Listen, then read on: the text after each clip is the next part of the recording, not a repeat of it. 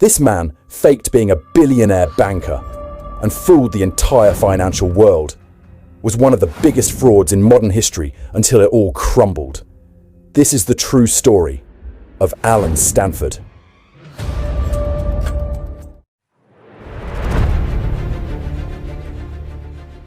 Alan Stanford didn't look like a criminal. He looked like a man straight off the cover of Forbes.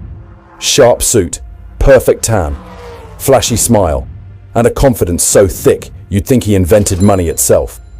But Stanford didn't start in high finance. He started in real estate, flipping properties in Texas during the 1980s oil boom. He wasn't rich. He wasn't elite. He was just another hustler in a state full of them. Then he made a pivot that would change everything. In 1986, he founded Stanford International Bank in the Caribbean island of Montserrat. Not New York, not London. Montserrat, a place with no financial regulations and even fewer questions. When the island's volcano erupted a few years later, Stanford moved the bank to Antigua and turned it into his personal fortress. He exploited the island's hunger for foreign investment. Antigua was a blank slate, eager for global legitimacy. And Alan? He positioned himself as their financial savior. He pledged jobs, poured money into infrastructure, and befriended politicians. In return, he got what he wanted: total control. And just like that, the illusion began. He promised investors high returns, better than any Wall Street bank, safe, consistent growth. He sold them on exclusivity, luxury, and secrecy. It wasn't just a bank, it was a lifestyle, and people bought it. They poured in billions. Doctors, athletes, retirees, celebrities, even religious organizations. They trusted him because he looked the part, because he said all the right things, and because he moved like someone who had nothing to hide. But Alan Stanford didn't build a bank. He built a trap.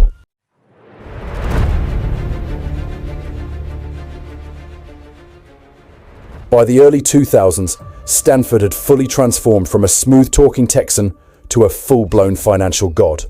Or at least that's what he wanted you to think. His Houston headquarters was a 20-story glass tower. Lavish, branded, intimidating. It screamed power. But behind the marble and gold, it was all for show. He wore white suits like the Pope of private banking, flew private jets stamped with his logo, threw parties like Gatsby on steroids. His Miami office looked like the set of Scarface if Tony Montana was a banker, and he wanted fame, so he bought cricket. In 2006, he launched the Stanford 2020 tournament, a $1 million winner-takes-all cricket event in Antigua. He built his own stadium. He sat front row in sunglasses, waving like royalty. At one point, he offered $20 million for a single match. Cricket fans were dazzled. Media outlets loved it. He broadcasted it globally. It became a national obsession in Antigua. He even got knighted, Sir Alan Stanford, for his supposed contributions. But it wasn't just a game. It was a distraction. His bank in Antigua? It was barely a real bank. The employees didn't understand where the returns came from. That's because there were no returns. It was a Ponzi scheme. Fake statements, falsified audits, zero real investments. And to protect it all, Stanford paid off regulators, including an SEC examiner in Antigua named Leroy King. He bought silence. He also hired beautiful women to pose as financial advisors. Their job? Charm investors. Keep the fantasy alive. Appear knowledgeable, professional, and elite. They weren't just staff. They were part of the illusion. And when people asked where the money came from, he smiled and said, "Trust me." And they did. Because Alan Stanford wasn't selling banking. He was selling belonging, access, a sense of security wrapped in velvet and champagne. And the illusion was flawless. Until the cracks began to show.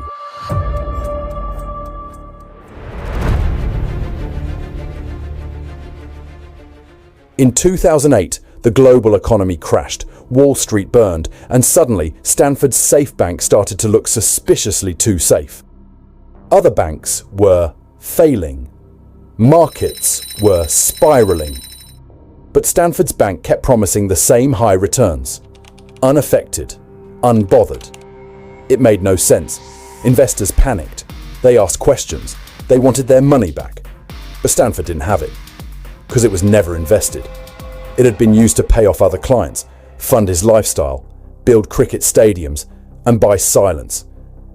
The SEC finally took notice. Not a whisper this time. A formal investigation.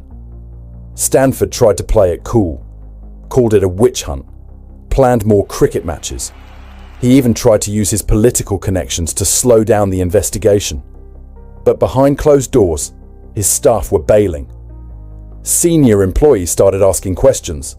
Auditors got nervous, and nobody had answers. The SEC subpoenaed the bank's records, and what they found? A multi-billion-dollar house of cards. The empire wasn't real. The investments didn't exist. The returns were fake. It was a Ponzi scheme on a scale rivaling Bernie Madoff.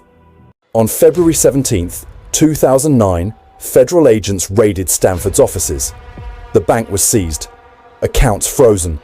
Billions disappeared overnight. Stanford vanished from public view, gave statements through lawyers, claimed innocence, said it was all a misunderstanding, even tried to paint himself as the victim. But the illusion was shattered. And the man who once ruled the Caribbean with a checkbook and a smile was now running out of places to hide.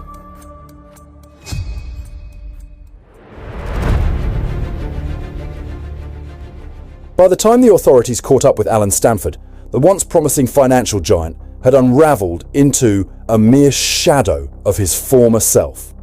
His grand empire, carefully constructed over decades of lies and lavish displays, came crashing down in June 2009.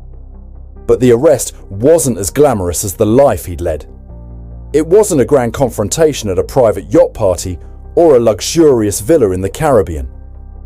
It happened outside his girlfriend's house in Virginia, where he was pulled over, looking less like a billionaire and more like an aging, desperate man trying to hold on to the last remnants of his fortune. The FBI didn't just arrest him, they seized everything. His mansion in Houston, his lavish penthouses in Antigua, and even his multi-million-dollar yacht. All gone. The fall was rapid, but it was inevitable. The trial that followed was a spectacle, one that dragged on for years and became a media circus. But the public, still in disbelief at how they had been duped by such a charismatic man, hung on every word. Stanford didn't go down without a fight. His defense team put up a dramatic case, one that was designed to confuse and delay. They claimed that Stanford had simply mismanaged his business, that his empire wasn't built on deceit, but on well-intentioned mistakes. They tried to humanize him, portraying him as a visionary who had been overwhelmed by the scale of his operations. But as the prosecution laid out the facts, it became clear that there was no way to paint Stanford as a misunderstood businessman.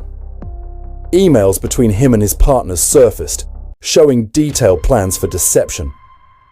Auditors testified about fake financial statements that had been manufactured to keep the illusion alive. Former employees, once loyal to him, turned on him, exposing the inner workings of the Ponzi scheme that had drained billions from investors. And then there was Stanford himself. On the stand, he tried to convince the jury that he was the victim in all of this.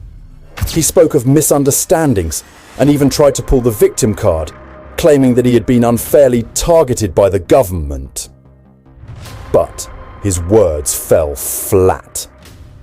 The charm that had once won over so many investors now seemed hollow, and his performance on the witness stand became a spectacle of desperation. When the verdict finally came in, it was a crushing blow. Alan Stanford was sentenced to 110 years in federal prison. No parole, no early release. The man who had once lived like a king was now to spend the rest of his life behind bars, paying the price for the millions he had swindled from the unsuspecting public. His downfall didn't just affect the thousands of investors who lost their life savings. It sent shockwaves through the financial world. It wasn't just another Ponzi scheme.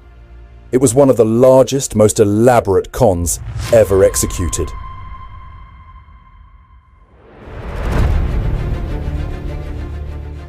Stanford's fall from grace didn't just end with his conviction. It was the aftermath, the ripple effects that left the most lasting scars. The financial world, already reeling from the 2008 crash, now had another black mark on its reputation. The SEC, which had failed to catch Stanford sooner, was left scrambling to explain how such a massive fraud could slip through its fingers. The public trust in financial institutions eroded further, and people began to question just how many other legitimate operations might be hiding dark secrets. Antigua, the small island where Stanford had made his fortune, was left in tatters. Once a bustling paradise for investors, it became a symbol of corruption and failure. The government there had been complicit in Stanford's operations, accepting his donations and playing along with the illusion that he was a benefactor to the island. Now, that association was a stigma that Antigua struggled to shake off. But the true victims were the thousands of investors who lost everything. Doctors, athletes, retirees, and families all had their dreams shattered. Some had invested their entire life savings, believing in Stanford's promises of high returns and financial security. When the scheme collapsed, many were left with nothing. It wasn't just their money that was stolen. It was their trust, their belief in a system that promised to protect them. Stanford's once grand legacy was stripped away. His knighthood, given to him by the government of Antigua, was revoked. The cricket stadiums he had built in his name were sold off, and the sports tournaments he had sponsored faded into obscurity.